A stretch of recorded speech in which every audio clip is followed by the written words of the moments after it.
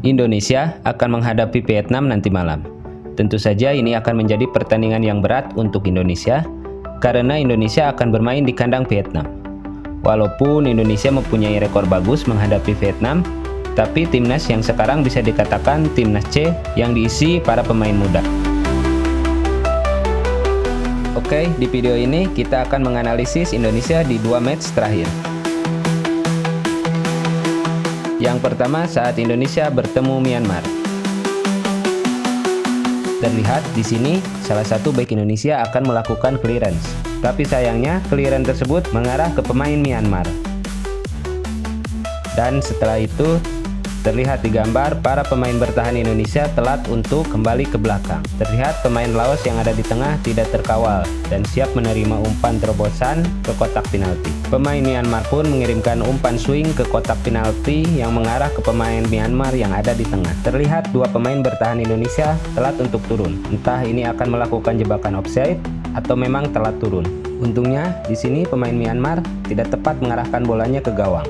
Dan di sini salah satu pemain Indonesia salah melakukan clearance yang malah mengarah ke kotak tengah penalti. Di sini pun terlihat ada miss antara kiper dan pemain bertahan. Sedangkan di sana sudah menunggu 3 pemain Myanmar yang siap mencari bola skrimmit dari kiper dan tanpa pengawalan dari para pemain Indonesia. Dan bola pun jatuh kepada pemain Myanmar dan siap untuk melakukan tembakan. Dan di kotak penalti sudah ada 5 pemain Myanmar. Tendangan berhasil diblok, tapi muntahan bola berhasil mengarah ke pemain Myanmar lainnya dan tanpa pengawalan. Untung saja akurasi tendangan para pemain Myanmar selalu meleset. Di sini kita melihat pemain Myanmar sangat terbuka untuk melakukan shoot. Ini disebabkan karena pemain tengah Indonesia telat untuk membantu pertahanan. Dan untung saja tendangannya tepat mengarah kepada kiper.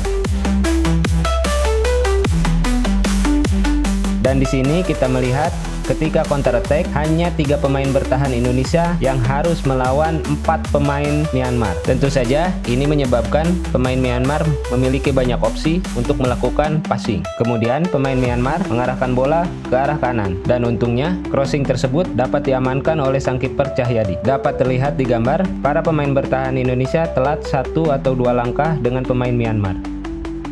Dan ketika serangan Myanmar berada di kiri, lihatlah ruang antar lini Indonesia sangat kosong. Tidak ada penjagaan dan ini pun dimanfaatkan oleh para pemain Myanmar. Mereka masuk di area kosong yang ditinggalkan para pemain Indonesia. Pemain Myanmar pun melakukan shoot dan untungnya hanya terkena mister gawang. Ketika Indonesia membangun serangan, seperti tidak mempunyai visi yang jelas. Pemain Indonesia memaksakan bola dikirim ke tengah yang dimana di situ ada 2 bek Myanmar yang sudah menutup jalur penyerang Indonesia. Sedangkan di sisi kiri ada pemain Indonesia yang tidak terjaga.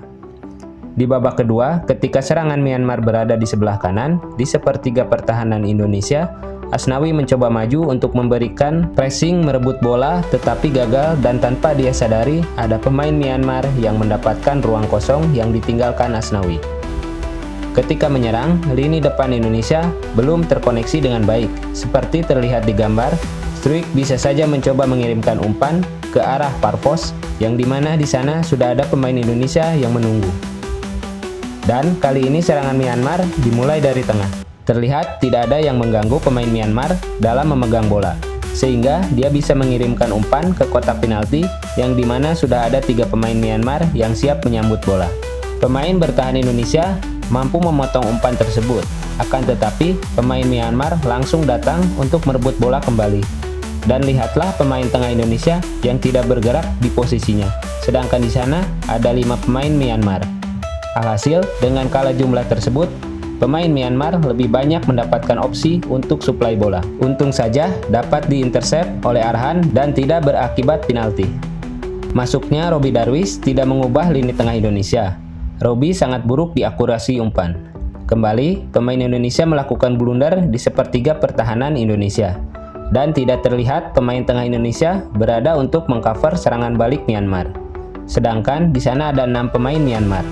Di sini terlihat jelas pemain bertahan Indonesia kalah jumlah 3 melawan 5. Beruntung lini serang Myanmar tidak seperti Thailand atau Vietnam. Kembali, lini serang Indonesia selalu memaksakan berlari ke ruang sempit celah antar pemain Myanmar. Padahal jelas di sisi kiri sudah ada pemain timnas yang kosong tanpa penjagaan. Saat melawan Laos, gol pertama tercipta karena salah passing di sepertiga pertahanan Indonesia, dan pemain tengah Indonesia pun tidak ada yang ikut turun membantu. Sebenarnya, pemain bertahan Indonesia menang jumlah, tapi buruknya koordinasi menjadikan pemain Laos mendapatkan ruang serta terciptanya gol pertama.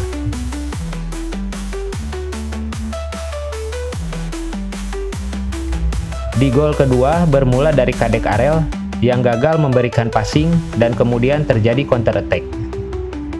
Kadek Arel yang gagal kembali menghentikan penyerang Laos membuat dia berlari bebas yang menyebabkan terciptanya dua ruang kosong di posisi kiri dan kanan. Kemudian bola diarahkan ke sayap kanan yang diselesaikan dengan baik oleh penyerang Laos. Gol ketiga Laos berawal dari sisi kanan, akselerasi yang baik ditunjukkan pemain Laos.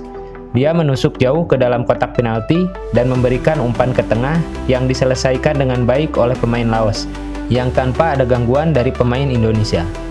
Semoga kesalahan-kesalahan tadi tidak terjadi saat lawan Vietnam, karena Vietnam mempunyai lini serang yang lebih tajam.